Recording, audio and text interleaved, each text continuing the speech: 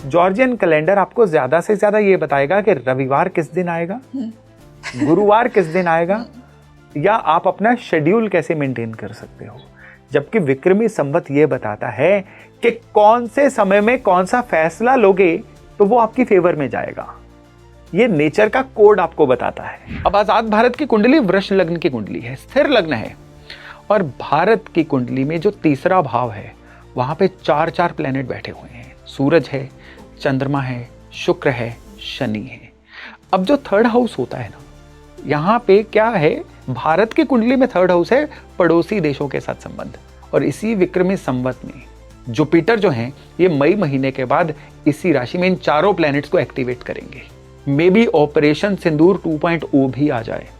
अभी दिखने में चाहे तब तक लग जाए कि जंग रुक गई है, चीजें सॉर्ट हो गई हैं, ये किसी एग्रीमेंट पे पहुंच गए हैं, लेकिन देखिए यहाँ पे 2 चीजें याद रखिएगा। मीन राशि में शनि मंगल चल रहे हैं। साल का नाम क्या है, रौद्र। तो इसमें 2 चीजें होंगी।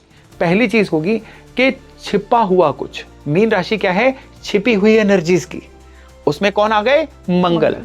किसको इफेक्ट कर रहे हैं, शनि को। शनि क्या है, बनी बनाई चीजें, स्ट्रक्चर्स, सारी चीजें।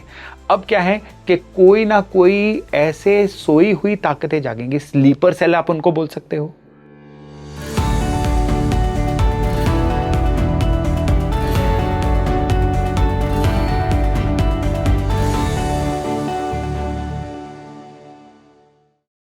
नमस्ते everyone, a very warm welcome on the show and this is your host rangoli Sharma.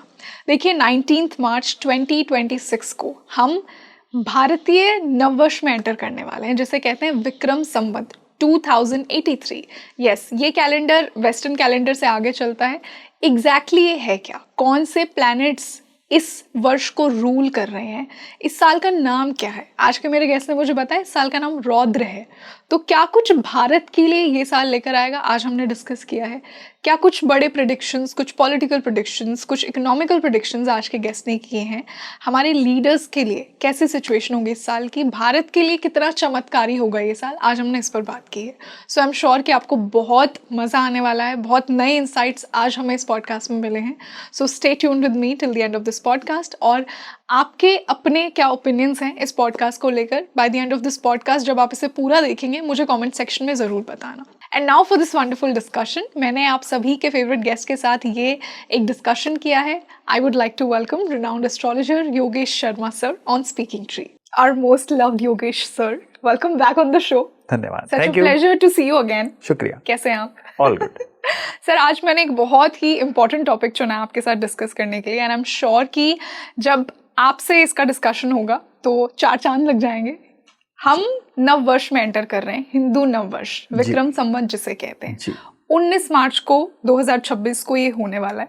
तो सर, मैं आपसे आपके इंसाइट्स जानना चाहूंगी कि ये साल क्या एनर्जी लेकर आ रहा है, एग्जैक्टली साल को कहते क्या हैं, कौन से प्लैनेट्स रूल कर रहे हैं, और फिर हम कुछ मेजर प्रेडिक्शंस की बात करेंगे भारत के लिए, पॉलिटिकली, इकोनॉमिकली। जी, पहले तो शुक्रिया रंगोली मुझे स्टूडियो में दोबारा बुलाने के लिए। और आपने बात की विक्रमी संवत कैलेंडर की। हमारे वो दर्शक जो बिल्कुल इस चीज से थोड़े अनजान हैं, मैं उनके लिए बता दूं कि ये विक्रमी संवत कैलेंडर दरअसल है क्या। क्योंकि ये हमारी जो डेली रूटीन होती है वो इस कैलेंडर के अनुसार नहीं होती। हमारी डेली रूटीन होती है इंग्लिश कैलेंडर के अनुसार, जिसको जॉर्जियन कैलेंडर बोला जाता है।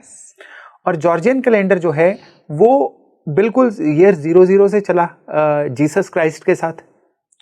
और राजा विक्रमादित्य ने उनसे करीबन 56 या 53 साल पहले अपना कैलेंडर शुरू किया था, जॉर्जियन कैलेंडर से भी 50-55 साल पहले। इसीलिए जो जॉर्जियन कैलेंडर है उससे विक्रमी संवत कैलेंडर इतने साल आगे चलता है। ओके। अभी जैसे इंग्लिश कैलेंडर में 2026 चल रहा है जी, तो यहाँ पे ये जो विक्रमी संवत है इसमें 2083 चल रहा है।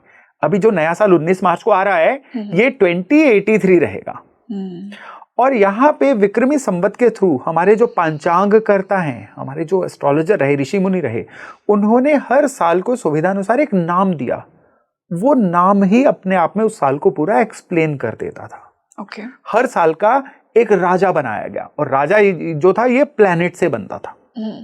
और एक मंत्री जो राजा का एडवाइजर होता था वो भी प्लैनेट्स में से बनता है। ये क्या है, ये सिंबॉलिक है।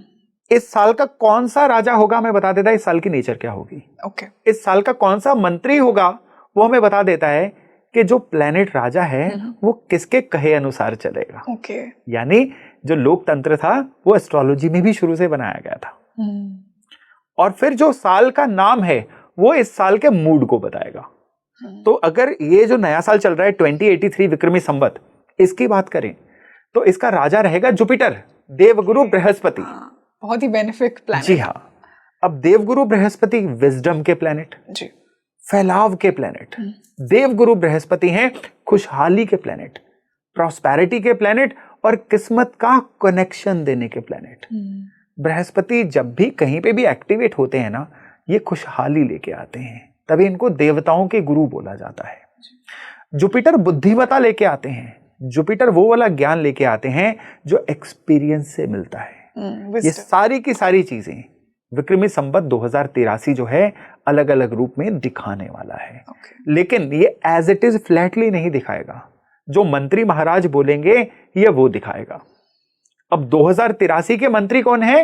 मंगल। ओके, मार्स का। जी हाँ, सेनापति मंगल, भूमिपुत्र मंगल। अब मंगल जो कारक हैं ये करेज के कारक हैं जी, साहस के कारक हैं, एनर्जी के कारक हैं, लाउडनेस के भी कारक हैं। तो एक तरफ से विजडम वाला राजा और दूसरी तरफ से लाउडनेस वाले मंत्री। हाँ, तो ये बड़ा प्यारा कॉम्बिनेशन बनने वाला है। प्यारा इसलिए कि सौर मंडल में भी गुरु और मंगल आपस में मित्र हैं। जी बिल्कुल। तो ये नहीं है कि जो एडवाइजर बोलेगा राजा उसको रिजेक्ट करेगा, राजा उसकी बात को मानेगा। तो अगर मोटे तौर पे लेके चलेंगे तो इन लेयर्स को आगे जाके मिलाते हैं, लेकिन उससे पहले हम पहले डाइसेक्ट कर लेते हैं कि ये जो विक्रमी संवत 2083 है इसके और लेयर्स कौन सी हैं। इसकी अगली लेयर है इस साल का नाम। इस साल का नाम क्या है? इस साल का नाम है रौद्र। रौद्र, हाँ। अब नॉर्मली रौद्र को रौद्र रूप से, शिव जी से, हाँ जी, इससे जोड़ के देखा जाता है। रौद्र का नाम दिमाग में आते ही क्या आता है? तांडव, फियर्सनेस, प्रचंड, फियर्सनेस या डिस्ट्रक्शन, इस तरह की चीजें आती हैं। लेकिन रौद्र के जो फिलॉसफिकल मायने हैं, गहरे मायने हैं, डीप में जाएं तो क्या है? किसी पुरानी चीज का अंत और नई चीज की शुरुआत। तो ये 2083 अपने साथ लेके आया है। अब इन चीजों को मिला के बहुत रोचक स्टोरी बनने वाली है। जुपिटर का विजडम, मंगल की सलाह और रौद्र वाला रिजल्ट, ये इस साल में आने वाला है। ये हमें मौसम में भी देखने को मिलेगा, ये हमें मार्केट्स में भी देखने को मिलेगा, ये हमें ओवरऑल वर्ल्ड सिनेरियो में देखने को मिलेगा। विक्रमी संवत केवल भारत के कॉपीराइट थोड़े हैं। जैसे जॉर्जियन कैलेंडर सारा विश्व यूज कर रहा है, विक्रमी संवत भी पूरे विश्व को रिजल्ट देगा। लेकिन ओवरऑल हम क्या है, हम अपने चश्मे से देखते हैं, हम भारत के प्रोस्पेक्ट में इसको ज्यादा देखते हैं, क्योंकि विश्व में कहाँ क्या चल रहा है उसका असर तो हम ही पे आएगा। तो हमारे लिए ये कैसा रहेगा विक्रमी संवत 2083, हमारा मेन जो इसको देखने का फोकस या लोकस रहता है ना, वो यही रहता है। Sir, before we move on to that, मैं 1 मिनट के लिए क्लैरिफाई करना चाहूंगी कि हम वेस्टर्न कैलेंडर को क्यों इम्पोर्टेंस दे रहे हैं जब we have our own system. देखिए, बहुत व्यूअर्स भी सोचेंगे। उसका कारण है, उसका कारण है कि हम अकेले दुनिया में सरवाइव नहीं कर रहे हैं। हमारा जो सर्वाइवल है ये कॉरेस्पॉन्डिंग सर्वाइवल है। कॉरेस्पॉन्डिंग कैसे? कि भारत को बाकी देशों के साथ डील करना पड़ता है, इंपोर्ट एक्सपोर्ट होते हैं, दूसरे देशों के साथ कनेक्ट करना पड़ता है। तो यहाँ पे कॉमन कैलेंडर जो दुनिया ने यूज किया, जॉर्जियन कैलेंडर, हम वो यूज कर रहे हैं। जब 400-500 साल पहले ये दुनिया में इंफॉर्मेशन क्रांतियां या आपस में कोई टच नहीं आए थे, तब भारत में विक्रमी संवत बहुत ज्यादा यूज होता था। लेकिन क्योंकि अब दुनिया में कोलेक्टिवली हमने चलना है, तो कोलेक्टिवली वो चलेंगे जो मेजॉरिटी यूज कर रही है।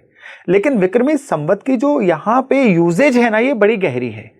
ये यूजेज होती है कि हमें पूरे आने वाले समय का मिजाज पता चल जाता है, जो जॉर्जियन कैलेंडर नहीं बताता है। जॉर्जियन कैलेंडर आपको ज्यादा से ज्यादा ये बताएगा कि रविवार किस दिन आएगा, गुरुवार किस दिन आएगा, या आप अपना शेड्यूल कैसे मेंटेन कर सकते हो। जबकि विक्रमी संवत ये बताता है कि कौन से समय में कौन सा फैसला लोगे तो वो आपकी फेवर में जाएगा।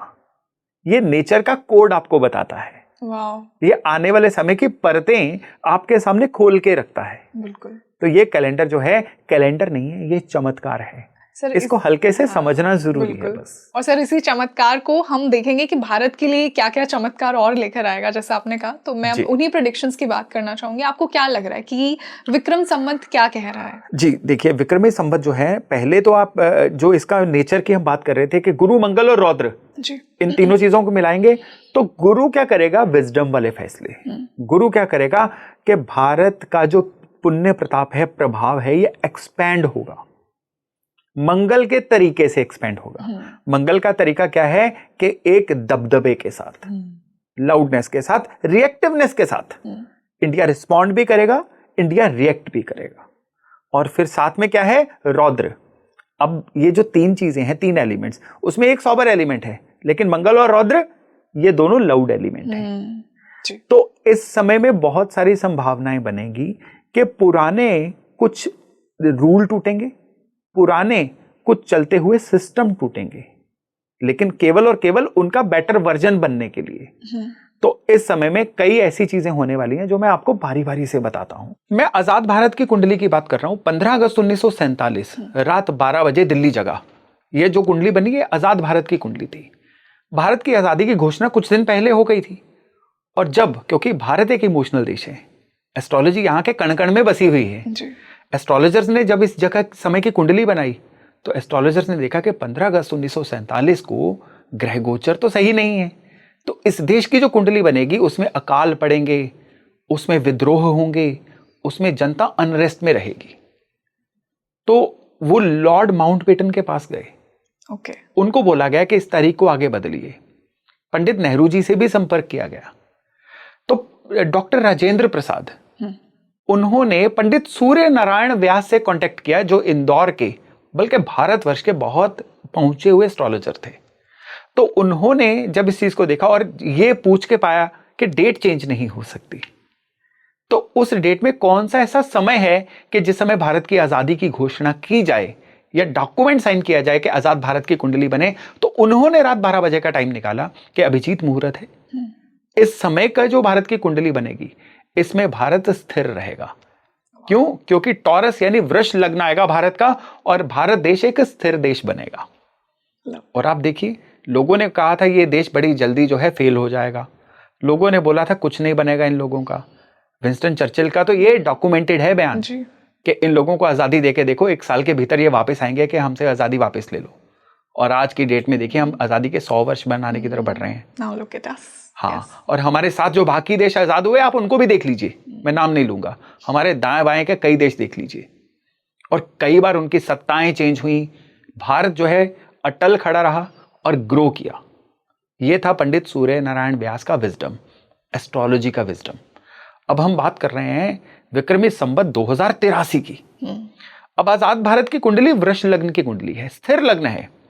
और भारत की कुंडली में जो तीसरा भाव है वहां पे 4 प्लेनेट बैठे हुए हैं। सूरज है, चंद्रमा है, शुक्र है, शनि है। अब जो थर्ड हाउस होता है ना, यहां पे क्या है, भारत की कुंडली में थर्ड हाउस है पड़ोसी देशों के साथ संबंध, भारत की सीमाएं, भारत की कम्युनिकेशन, ये सारी चीजें यहां से कंट्रोल हो रही हैं। और इसी विक्रमी संवत में जुपिटर जो हैं, ये मई महीने के बाद इसी राशि में इन 4 प्लैनेट्स को एक्टिवेट करेंगे। हाँ, एग्जॉल्ट हो रहे हैं कर्क राशि में जी। सूर्य, चंद्रमा, शुक्र और शनि के ऊपर से जुपिटर निकलने जा रहे हैं। तो ऊपर से ये साल का नाम क्या है? रौद्र। अब जुपिटर जो साल के राजा हैं, ये भारत की कुंडली के 4 प्लैनेट्स को एक साथ एक्टिवेट करेंगे। और इसकी वजह से क्या होगा, अब यहां पे सलाहकार देखिए कौन है? मंत्री मंगल। यानी मंगल की वजह से पड़ोसी देशों से कोई ना कोई अनबन होगी, सीमा विवाद होगा, मे बी ऑपरेशन सिंदूर 2.0 भी आ जाए। ये भी होता होगा, ये भी संभव है क्योंकि रौद्र है इस समय में। लेकिन जो भी होगा ये बहुत ही दबदबे के साथ होगा और भारत का दबदबा बहुत ज्यादा बनने जा रहा है इस साल में, क्योंकि हम उस रौद्र एनर्जी में we are ready to take anything. Yes, अगर कोई देश अपने किसी न्यूक्लियर एनर्जी की वजह से हमें ब्लैकमेल कर रहा है, अपने बड़े साइज की वजह से हमें ब्लैकमेल कर रहा है, वो ब्लैकमेल इस साल में वो वाली चीजें टूटेंगी। वंडरफुल। वो सारी अवधारणाएं टूटेंगी, नई अवधारणाएं आएंगी। लेकिन ये जो साल है ना, एक चीज देखिएगा, शनि पूरा साल मीन राशि में, आजाद भारत की कुंडली में 11वें भाव में गोचर कर रहे हैं। मीन राशि होती है जल की राशि, और कहा गया है कि जब भी रौद्र संवत्सर आएगा ना, बारिश नहीं होगी, सूखा पड़ेगा, ये कहा गया है, ये लिखा हुआ है, ये लिखा हुआ है। लेकिन शनि क्या है, शनि भी देखिए साथ में इस चीज को वाउच कर रहे हैं। हाँ, कोल्डनेस। शनि क्या है, अभाव, दरिद्रता, और किसमें है, जल की राशि में, मीन राशि में चल रहे हैं। और ऊपर से संवत्सर कौन सा है, रौद्र। लेकिन इसके ये मायने बिल्कुल नहीं है कि बारिश नहीं होगी। अब यहां पे एक और जल की राशि है कर्क, उसमें से जुपिटर जो साल के राजा हैं वो भी निकल रहे हैं। तो इसमें क्या होगा, अनइवन बारिश बहुत होगी। जहां चाहिए वहां नहीं होगी, जहां नहीं चाहिए वहां पे एक्सेसिव रेन होगी इस साल में। लेकिन इस साल में मंगल जो हैं अपने कई तरह के रूप दिखाने वाले हैं। मंगल इस साल में कुंभ में भी रहेंगे, मीन में भी रहेंगे, फिर मेष में जाएंगे, फिर वृष में जाएंगे। ऐसे ये साल बीतने जा रहा है। और ये मंगल गर्मी को इतना एक्सेसिव करेंगे कि उस गर्मी की वजह से कई फसलों का भी नुकसान होगा। उस गर्मी की वजह से भारत में कई ऐसी घटनाएं भी होंगी जो आग लगने की घटनाएं हो सकती हैं, या चीजों के खराब होने की घटनाएं हो सकती हैं। और सर, सिंस हम मंगल और फायर की बात करें, आपको और ऐसे प्लेन क्रैशेस या ऐसी त्रासदियां और होती हुई दिख रही है? जो हमने पिछले साल में बिल्कुल उन्हीं चीजों पे आ रहा हूं। शनि जो है ना, ये बना बनाया सिस्टम होते हैं। हम पहले क्रैशेस से पहले सिस्टम की बात करें। अब शनि क्या है, एक बना बनाया सिस्टम। शनि क्या है, जनता के मन में उपजने वाली फ्रस्ट्रेशन। शनि क्या है, जनता के कामों में होने वाले विलंब, डिले। अब शनि बैठे कहां पे हैं भारत की कुंडली में, 3rd हाउस में, और शनि निकल कहां से रहे हैं, लाभ के घर से। तो ये क्या सिस्टम बनेगा, और लाभ का घर कौन सा है, मीन राशि। लोगों की छिपी हुई इच्छाएं, ये 11वां भाव होता है। तो इस समय पे ये चीज होने वाली है कि इसी संवत्सर में लोगों को सिस्टम के प्रति बहुत ज्यादा असंतोष उपजेगा। मंगल यूथ के कारक है। तो उस वजह से क्या होगा कि यूथ किसी ना किसी प्रोटेस्ट पे भी आएगी। इसी विक्रमी संवत में शुरुआत में दिखेगा 2 अप्रैल से लेके 11 मई के बीच में मंगल शनि का योग बन रहा है। एग्जैक्टली, युति भी हो रही है, तो युति भी हो रही है, फायरी कनेक्शन। ये बड़ा जबरदस्त योग बनने जा रहा है। अब ये योग कैसे है, ये योग आप इस तरह से लेके चलिए। मंगल क्या है, एक्सेलरेशन। मंगल क्या है, स्पीड। शनि क्या है, ब्रेक। आप एक ही गाड़ी की स्पीड भी देते जा रहे हो, दूसरे पैर से ब्रेक भी लगाते जा रहे हो, टायर जलेंगे, इंजन जो है हीट अप होगा, लेकिन गाड़ी आगे नहीं बढ़ेगी। ये होने जा रहा है इसी विक्रमी संवत की शुरुआत में। ये जो ही साल शुरू होगा, इसमें क्या होगा कि जनता के मन में सिस्टम के प्रति आक्रोश आना शुरू होगा, अलग अलग स्टेट्स में अलग अलग तरह से। मंगल यूथ है, शनि बनी बनाई अवधारणाएं हैं। यूथ बनी बनाई अवधारणाओं से कहीं ना कहीं उकताना शुरू होगा। कहीं ना कहीं रूलिंग साइड के ऐसे नॉर्म्स होंगे, रूलिंग साइड की कोई ना कोई ऐसी दिक्कत होगी जिसकी वजह से लोगों के अंदर रिजेंटमेंट उपजेगी। लेकिन ये रिजेंटमेंट जरूरी नहीं है कि इन्हीं 40 दिन में 2 अप्रैल से लेकर 11 मई जब मंगल शनि का योग इकट्ठे होगा, जरूरी नहीं है कि इसके बीच में ही कोई प्रोटेस्ट हो जाए। नो नो नो, यहां पे ये सीडिंग का काम करेगा। इन 40 दिनों में कुछ ऐसा होगा जो इस साल के रौद्र रूप को आगे जाके अप्लाई होगा, दिखाएगा जनता को। तो यहां पे रूलिंग साइड को भी इस समय में बड़ा बच के रहना है, क्योंकि मंगल एग्रेशन लेके आएंगे, शनि लोगों के अंदर फ्रस्ट्रेशन लेके आएंगे, और उस वजह से दिक्कतें होंगी। यही मंगल शनि का जो योग है ना, ये इस साल में कोई ना कोई ऐसी दुर्घटनाएं करवा सकता है जो पानी से रिलेटेड हो। क्योंकि ये जो मंगल शनि का योग है, ये जल की राशि में, मीन राशि में होने वाला है। और इस वजह से कोई ना कोई समुद्र से जुड़ी हुई दुर्घटना, कोई ना कोई पानी से जुड़ी हुई दुर्घटना ये हो सकती है। इवन कोई ऐसी, मंगल रसोई की आग भी होता है, और शनि क्या होता है, एकदम से चीजों की चॉकिंग हो जाना। तो ऐसा हो सकता है रसोई घर से जुड़ी हुई कोई समस्याएं हो, किसी ऐसी जगह पे कोई फैक्ट्री के अंदर सिलेंडर की वजह से या इस तरह की वजह से, गैस के किसी लीकेज की वजह से होने वाली दुर्घटनाएं इस समय में ज्यादा हो सकती हैं। जब से एयर इंडिया का ट्रेजेडी हुई है, ज्यादातर लोगों का फोकस ना एयर ट्रेजेडीज की तरफ जा रहा है। एग्जैक्टली, सब वैसा ही कुछ। हाँ, भगवान ना करे कोई भी ट्रेजेडी हो, लेकिन इस योग में इस समय पे जो ट्रेजेडीज है ना, ये ज्यादातर 3 लेवल पे रहेंगी। पहले लेवल पे रहेगी किसी ना किसी तरह की पानी या वाटर बॉडी से जुड़ी हुई ट्रेजेडी। दूसरी यहाँ पे रहेगी सिस्टम से जुड़ी हुई ट्रेजेडी, सरकार की तरफ से कोई रॉन्ग नॉर्म और उसकी वजह से उपजा हुआ असंतोष। और तीसरी जो रह सकती है वो रह सकती है इंडस्ट्रियल लेवल पे कोई ना कोई बहुत बड़ी ट्रेजेडी, जो लोगों को एकदम से डिफेंसिव मोड में ले आए या लोग एकदम से सकते में आ जाए। मैं यहाँ पे कोई फेयर मॉन्गरिंग नहीं कर रहा हूँ जी, बिल्कुल, क्योंकि यहाँ बचाने वाली फोर्स बहुत बड़ी फोर्स है, साल के राजा बृहस्पति। सर इसी से मैं पॉलिटिकल प्रेडिक्शंस पर और जाना चाहूंगी, बट उससे पहले आपने एक बात कही कि जुपिटर हमें बचाएंगे इस साल, क्योंकि वो इस साल को रूल कर रहे हैं। तो जुपिटर का क्या बड़ा रोल होगा? देखिए, जुपिटर का रोल यहाँ पे बहुत बड़ा होने वाला है। वो बड़ा रोल इसलिए भी होगा क्योंकि जुपिटर जो है 4 बड़े प्लैनेट्स को इस समय पे गोचर कर रहे होंगे, एक्टिवेट कर रहे होंगे। और उनमें से 2 बड़े प्लैनेट कौन से हैं? ल्यूमिनरीज, सूर्य और चंद्रमा, और तीसरे शनि खुद, और फिर भारत के लग्न लॉर्ड शुक्र। यानी जुपिटर इस साल के कमांडर इंचार्ज हैं। तो जब जुपिटर यानी इतनी पवित्र फोर्स कमांडर इंचार्ज होगी ना, जुपिटर प्रॉक्सिमिटी से बाहर किसी चीज को नहीं जाने देगी। तो यही चीज जो है ना, ये भारत में भारत के फाइनेंशियल चीज फ्रंट को और भारत की इकोनॉमी को भी इस साल में बहुत अच्छे से प्रभावित करने वाली है। हाँ, तो सर फाइनेंशियली फिर आपको क्या सिचुएशन लग रही है भारत की? देखिए, फाइनेंशियली यहाँ पे सिचुएशन जो है ना, ये 2 तरह की रहेगी। अगेन इस साल के जो फाइनेंसेस है ना, ये जो फाइनेंशियल ईयर की शुरुआत है ना, मैं फिर से मंगल शनि पे आऊंगा। पहले मंगल शनि जब तक हैं, फ्यूल के प्राइसेस बहुत बढ़ेंगे। एकदम से कुछ ना कुछ ऐसा होगा कि चाहे वो जो हर्मिज टनल जो बंद हो रखी है उसकी वजह से, या ईरान वाला जो कॉन्फ्लिक्ट हो रहा है उसकी वजह से, या जो भी ओवरऑल जियोपॉलिटिकल सिनेरियो बन रहा है उसकी वजह से भारत के ऊपर आंच लेट आएगी। आंच आते आते जो अक्षय तृतीया आएगी ना 19 अप्रैल को, यहां पे ये मंगल शनि का योग जो है ये 0 डिग्री पे होगा, यानी बिल्कुल कनेक्टेड होंगे ये। तो भारत के लिए 15 अप्रैल से लेके 25 अप्रैल के बीच में फ्यूल के प्राइसेस बढ़ सकते हैं। शेयर बाजार में आज 2% अप, कल 3% डाउन, इतनी फ्लक्चुएशन चल सकती है कि लोग एकदम से बिल्कुल सकते में आ जाएं कि हो क्या रहा है। इसी समय पे मेटल के प्राइसेस भी आउट ऑफ कंट्रोल जा सकते हैं। और स्पेशली ये वो फेज रहेगा कि यहां से शुरू होके साल में आगे जाके मार्केट ग्रो करेगी, लेकिन लोगों के मन में अक्टूबर नवंबर तक, जब तक जुपिटर सिंह में नहीं चले जाते, एक भय बैठा रहेगा कि जाने कब क्या हो जाए।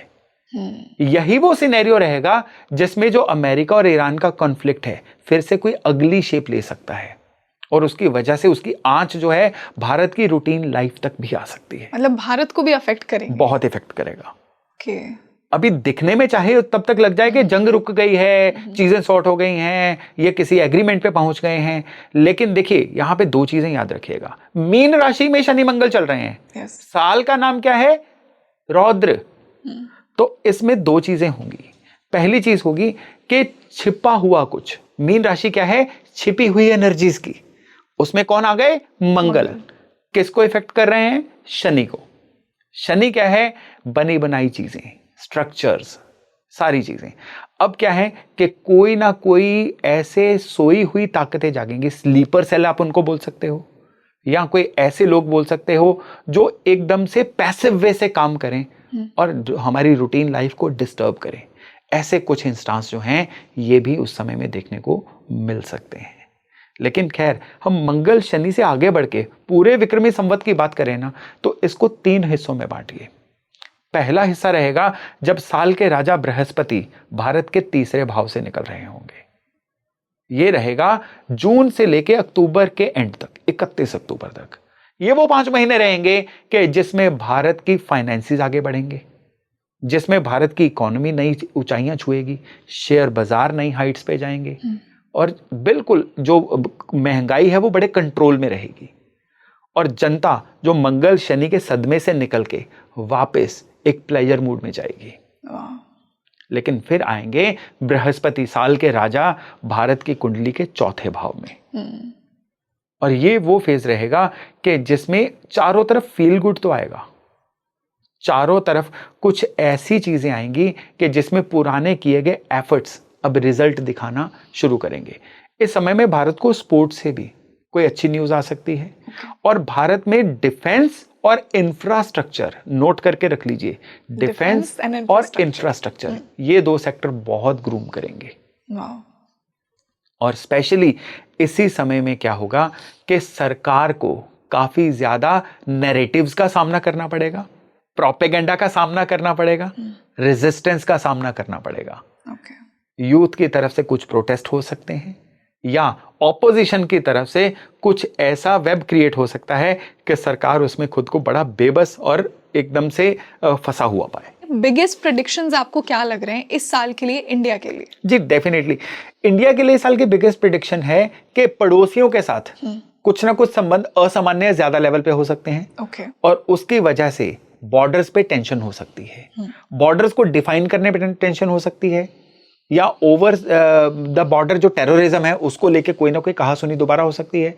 ऑपरेशन सिंदूर 2.0 तक जा सकता है इस साल की। और एक बड़ी प्रेडिक्शन है कि भारत के अंदर जनता में भी सरकार की किसी पॉलिसी को लेके कोई ना कोई असंतोष फैलेगा, जिसकी वजह से प्रोटेस्ट, खास तौर पे यूथ प्रोटेस्ट इस साल में थोड़े ज्यादा बढ़ सकते हैं। और तीसरी, इसी संवत्सर की शुरुआत में फ्यूल के प्राइसेस, ओवरऑल महंगाई और भारत की फॉरेन पॉलिसी की वजह से भी कुछ ना कुछ उत्पात वाला सिनेरियो देखने को मिल सकता है।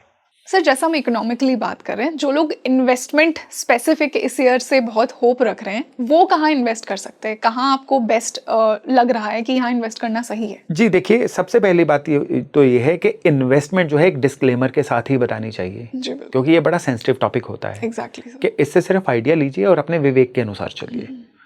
इन्वेस्टमेंट जो है किसी एक ही जगह पे हमें फोकस नहीं करनी है। इस साल में मेटल्स डेफिनेटली लॉन्ग टर्म पे लेके जाओगे, बहुत ज्यादा देके जाएंगी।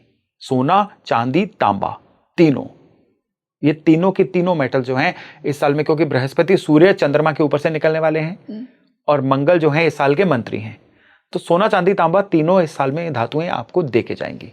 लेकिन इसके अलावा जैसा मैंने अभी बोला कि अगर आप स्टॉक्स में भी डील कर रहे हैं ना, तो आपको बैंकिंग में डील करना है, आपको इंफ्रास्ट्रक्चर में डील करना है और डिफेंस सेक्टर में डील करना है। ये तीनों सेक्टर जो हैं ये डेफिनेटली आपको अच्छे रिजल्ट्स दे के जाएंगे। लेकिन एक बात आपको याद रखनी है, वो लोग जो इस तरह से इन्वेस्ट नहीं कर सकते हैं उनको सिंपली सिस्टमेटिक इन्वेस्टमेंट प्लान छोटे छोटे जो हैं इस साल में हर हालत में शुरू करने हैं। क्यों? क्योंकि जुपिटर उच्च राशि में जा रहे हैं। तो इस साल में जो भी आप सेविंग शुरू करोगे ना, ये एक अच्छा शगुन है, ये आपके लिए लॉन्ग टर्म पे बहुत बेनिफिट देके जाएगा। थोड़े 4 खर्चे कम कर लीजिए, लेकिन इस समय पे कोई ना कोई SIP शुरू करिए। ये एस्ट्रोलॉजिकली आने वाले समय में आपके लिए बहुत ही एक बरकत वाला, बहुत ही बढ़िया एक इन्वेस्टमेंट प्लान रह सकता है। और स्पेशली इस समय में आपको 2 चीज़ों से बहुत बच के रहना है, क्योंकि मार्केट बहुत ज़्यादा फ्लक्चुएट होने वाली है, बहुत ज़्यादा उतार चढ़ाव बने रहेंगे। और स्पेशली जो मैंने फिर से कहा, मंगल शनि का योग बन रहा है उसमें भी, और फिर शनि भी जो है उत्तर भाद्रपद में जा रहे हैं। तो उसके लिए भी क्या है कि आप लोगों को ये जो इंट्राडे या बिना लॉस बुकिंग किए चीज़ों में आगे चलना, ये चीज़ें जो है ना बहुत ज़्यादा परेशान करने वाली है। इसलिए आप खतरों के खिलाड़ी जितना कम बनेंगे ना इस समय में, जितना सेफ होके चलेंगे, आपका पैसा इस समय में उतना ही सुरक्षित रहेगा। सर, जैसा आपने कहा कि इस साल की एनर्जी भारत को बहुत सपोर्ट कर रही है। एक तो जुपिटर आ गया, मंगल आ गया, और ऊपर से रौद्र आपने साल कहा कि हम बहुत स्ट्रांगली अपना स्टैंड लेंगे। अगर इसी से मैं हमारे लीडर्स की बात पूछूं आपसे, हमारे प्राइम मिनिस्टर की पोजीशन पूछूं, तो उनके लिए आपको ये विक्रम संवत कैसा लग रहा है? देखिए, प्राइम मिनिस्टर की अगर बात करें तो प्राइम मिनिस्टर की भी मंगल की दशा चल रही है, और इस साल के जो मंत्री हैं वो भी मंगल हैं। तो ओवरऑल प्राइम मिनिस्टर के लिए ये जो समय है ये बहुत अच्छा समय है। उनको सिर्फ अपने साल की, इस साल के सेकंड हाफ में हेल्थ की थोड़ी सी केयर करनी पड़ेगी। ओवरऑल ये पिछले 1.5-2 साल के कंपैरिजन में उनके लिए बहुत ही रॉकिंग समय रहेगा, उनके लिए बहुत ही पुरानी दिक्कतों से भी निकलने का समय रहेगा। सर, अगर मैं विक्रम संवत में ही बात करूं, अधिक मास की भी शुरुआत हो रही है, if I am not wrong 17 मई के आसपास जी। तो ये फेज कैसा रहेगा? और जिन व्यूअर्स को नहीं पता कि एग्जैक्टली होता क्या है, मैं चाहूंगी कि आप उन्हें भी बताइए। देखिए, अधिक मास भी एक करेक्शन कैलकुलेशन होती है, जैसे लीप ईयर की होती है। तो अधिक मास की वजह से ये जो हमारा विक्रमी संवत 2083 है, ये 13 महीने का रहेगा। तो इस बार जो अधिक मास है ये आ रहा है 17 मई से लेकर 15 जून के बीच में।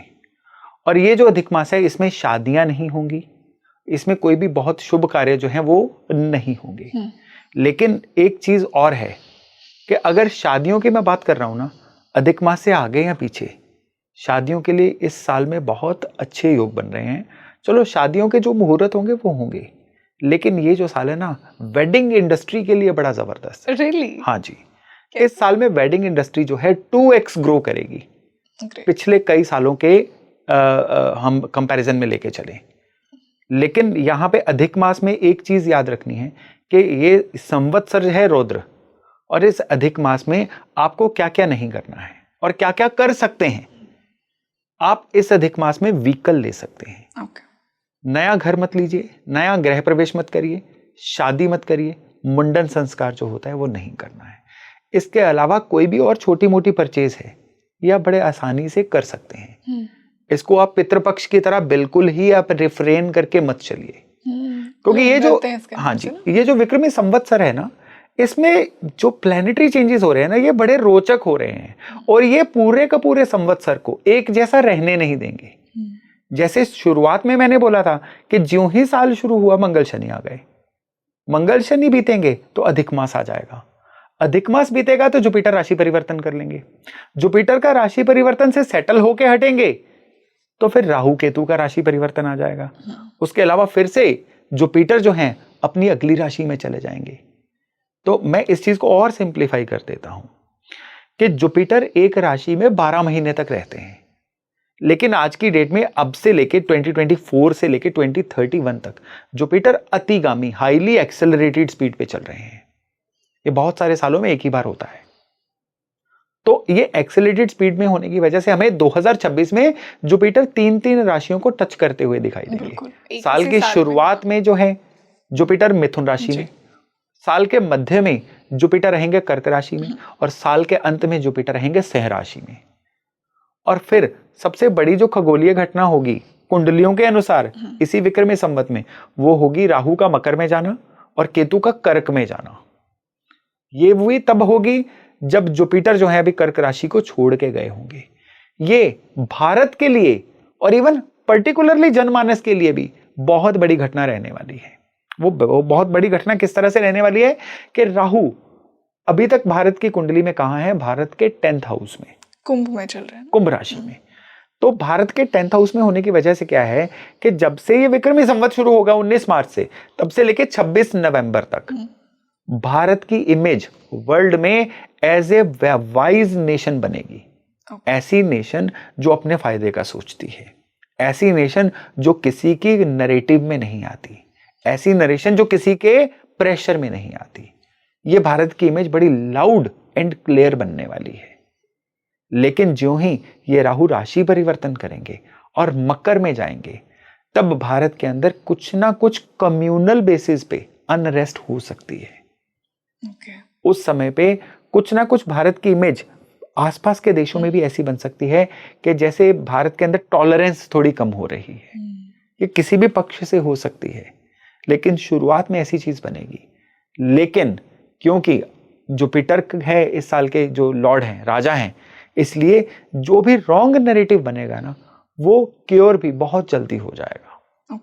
तो इस साल में मोटा मोटी हम ये चीज लेके चलेंगे कि पूरे के पूरे साल में हमें लगातार लोगों के नेचर में बदलाव देखने को मिलेंगे।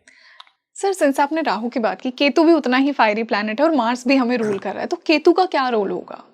देखिए, केतु दो चीजों का कारक है। राहु और केतु में जब भी शोर शराबे की या प्रोटेस्ट की बात होती है ना, राहु का ज्यादा नाम आता है, क्योंकि केतु क्या करता है? केतु इन चीजों से दूर लेके जाता है।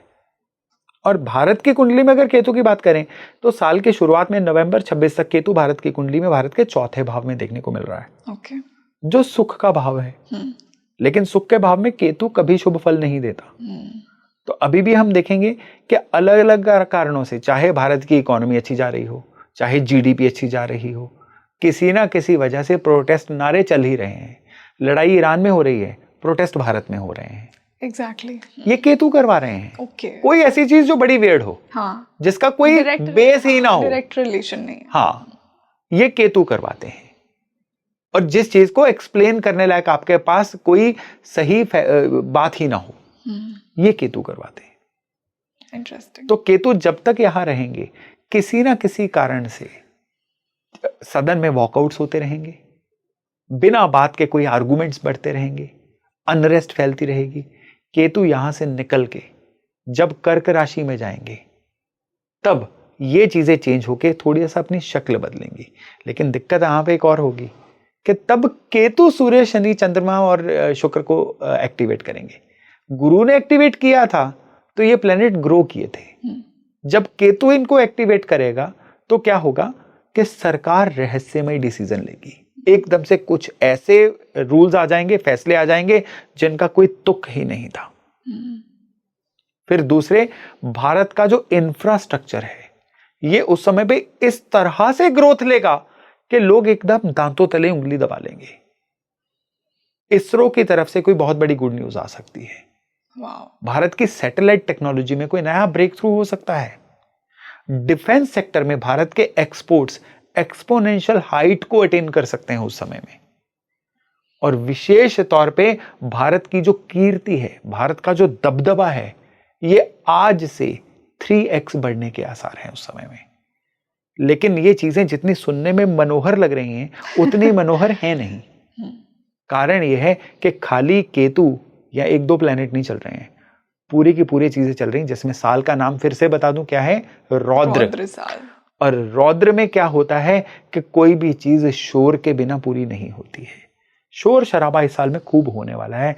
और उसके बाद जो समुद्र मंथन होगा, उसमें से जो अमृत तर के आएगा, मैं तो सिर्फ उस अमृत की बात कर रहा हूँ। How poetically you describe it sir. Sir हमने रौद्र साल की बात की, जाते जाते इस पॉडकास्ट को खत्म करते करते मैं पूछना चाहूंगी, आपके अनुसार भारत को किन चीजों में बहुत केयरफुल रहना चाहिए इस साल? भारत को 3 चीजों में बहुत केयरफुल रहना चाहिए। पहला, किसी फॉल्स नैरेटिव को फैलने नहीं देना है। क्योंकि वही फॉल्स नैरेटिव जो है ये अनरेस्ट करवाएगा, प्रोटेस्ट करवाएगा और भारत की जीडीपी को पीछे लेके जाएगा। दूसरी चीज जो है कम्युनल हार्मनी, ये बना के रखनी है। और तीसरी चीज जो है कि जो देश विदेश में इस समय हो रहा है, लड़ाइयां चल रही हैं या ट्रेड वॉर्स चल रही हैं, उन चीजों के अनुसार भारत को अपना बफर बना के रखना है और अपनी विदेश नीति को इस समय में बहुत ब्लैक एंड व्हाइट में, लाउड एंड क्लियर रखना है, भावनाओं में नहीं बहना है। इस समय में मंगल जो मंत्री हैं उनकी सलाह के अनुसार चलना है कि जो करो एक दबदबे के साथ करो, जो करो लाउडली करो और जो ऐसा करो कि दुनिया देखे। अगर ये 3 चीजें होती हैं तो ये न केवल भारत के लिए जबरदस्त साल रहेगा, बल्कि भारतवासियों के लिए भी ये साल एक यादगार साल बन के सामने आएगा। सर मैं सिटीजन्स के लिए एक सवाल पूछना चाहूँगी। जब हमें इतना केओस दुनिया में देखने को मिलता है और हम ऐसा एनालिसिस करते हैं कि ऐसी सिचुएशन हो सकती है, थोड़ा और नेगेटिव एनवायरनमेंट हो सकता है, तो उसमें हम हमारी एनर्जी को कैसे बैलेंस करें? क्योंकि देखिए हमारे पॉडकास्ट का इंटेंशन एक एस्ट्रो एनालिसिस करना था, इसका इंटेंशन किसी को डराना नहीं है। So just to give that positive note to the audience, I would like to ask you. देखिए, इसका जवाब थोड़ा सा लंबा हो सकता है आपकी उम्मीद से, लेकिन मैं जरूर दूंगा और ये यहाँ पे बड़ा रेलेवेंट भी रहेगा कि जब भी कोई भी आसपास घटना हो रही होती है, घटना 10% होती है, 90% हमारा रिएक्शन होता है जो उसको घटना या दुर्घटना बना देता है। बिल्कुल सही बात। तो हमारा रिएक्शन इस समय पे कैसा होना चाहिए? पहली बात है, हमारा रिएक्शन नहीं होना चाहिए, रिस्पॉन्स होनी चाहिए। रिस्पॉन्स देने में और रिएक्शन देने में जमीन आसमान का फर्क होता है। जुपिटर का साल है, जुपिटर के साल में हमें as a collective Janata, as a Bharat के सिटीजन एक सिविक सेंस डेवलप करनी है। सिविक सेंस क्या होती है कि हर चीज मेरी रिस्पॉन्सिबिलिटी है। सड़क पे खड़े हैं तो रूल्स को फॉलो करना है, कहीं पब्लिक ट्रांसपोर्ट में जा रहे हैं तो एक डेकोरम को मेंटेन करना है। हमें कोई चीज न्यूज़पेपर में, व्हाट्सएप यूनिवर्सिटी पे या सोशल मीडिया पे अच्छी नहीं लग रही है तो पहले उसकी तह तक जाना है, इमोशनल रिएक्शन नहीं देना है जी। इन चीजों को समझना है, क्योंकि यहां पे सबसे ज्यादा उत्पात कहां जाता है? इमोशनली ट्रिगर हो जाने पे। एग्जैक्टली। जितना इस समय पे भावनाओं को काबू में रखेंगे, किसी भी चीज की जड़ तक पहुंचेंगे। देखिए, मेरा 6 आपका 9 है, जब तक उधर जाके नहीं देखेंगे हम लड़ते रहेंगे कि आपने 6 को 9 क्यों बोल दिया। तो हमें ये नहीं है, ये तो वैसे हर साल के लिए ही स्टोरी है, लेकिन इस साल में क्या है, मंत्री मंगल हैं और साल का नाम रौद्र है। तो हमें रौद्र के इस ट्रैप में आने से बचना है, हमें चीजों को इरप्ट नहीं होने देना है जी। जितना यहां पे हम ठंड रखेंगे, जितना अपने रिएक्शंस पे कंट्रोल रखेंगे, ये साल से कंस्ट्रक्टिव साल अगले 5 या 10 साल में भी देखने को नहीं मिलेगा। ग्रेट। तो ओवरऑल इस साल का सार तत्व यह है कि जुपिटर की एनर्जी लेनी है, मंगल की एनर्जी लेनी है। जुपिटर का विजडम और मंगल की एनर्जी मिलकर चमत्कार करेंगे, सोने पे सुहागा ये बनेगा। और साथ में रौद्र, रौद्र क्या है, पुरानी खराब चीजें जाने दो, नई चीजों को आने दो। तो आप नए को आप अपनाने के लिए तैयार तो रहिए, बजाय के पुराने के साथ इतना इमोशनली जुड़ जाइए कि जो पुराना जा रहा हम उसको जाने नहीं देंगे। तो फिर भाई नया कैसे आएगा? फिर बाद में आप कहोगे लाइफ तो वैसे ही चल रही है। तो कुदरत तो बोलेगी मैंने तो आपको इस साल के रूप में एक ऑप्शन दी थी, आपने ली ही नहीं।